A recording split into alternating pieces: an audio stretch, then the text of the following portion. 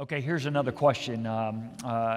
This was a question that was submitted in response to the question that we asked last week that you've probably seen online about how to recover from an emotional affair.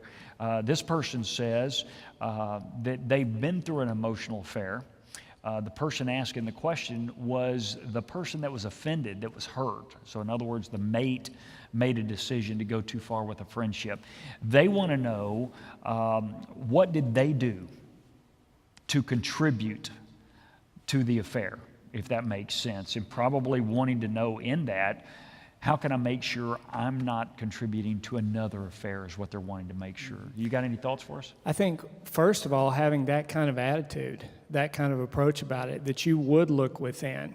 But, we don't cause other people's behavior. And, what you said was contribute. How did it get to where this is? And so I think if somebody's out there asking themselves that question, that's going to play a big part in restoration and healing in the relationship. When you're constantly blaming and attacking the other person, you're not going to resolve that. But, be assured that you didn't cause your partner to cheat. We say this a lot of times with kids, when they're not taking responsibility for their behavior, we'll ask them, there's 4 questions, and we'll say, what's the difference in our statements? What's the difference in these 4 statements? One is, the ice cream melted when I left it out in the sun. My car didn't run because I ran out of gas. I hit him because he cheated.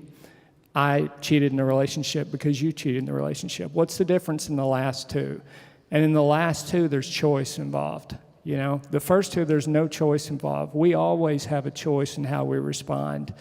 So I think when you have the wherewithal to say, wow, how did I contribute? What can I do to prevent this? You're not saying that you caused it or you condone it or anything like that. But I think that's a wonderful attitude to help that process heal. That's good. And maybe I can just add something to it. I certainly don't have the ultimate answer, but I think I loved what you said, and it just spurred something in my mind. You said, don't think that you caused the affair. And I think that's where we want to be careful to remember there's a difference between causation and correlation. And there probably wasn't anything that you did to cause the affair. However, in all of our relationships, there are times that we act in such a way that those actions are highly correlated with something else that happens. So the action didn't cause it, but it may have allowed for it. So I don't want this person to have a sense of guilt that it was my fault, nor do you want the one who had the affair to be able to turn it around and say it's your fault, because that's inappropriate.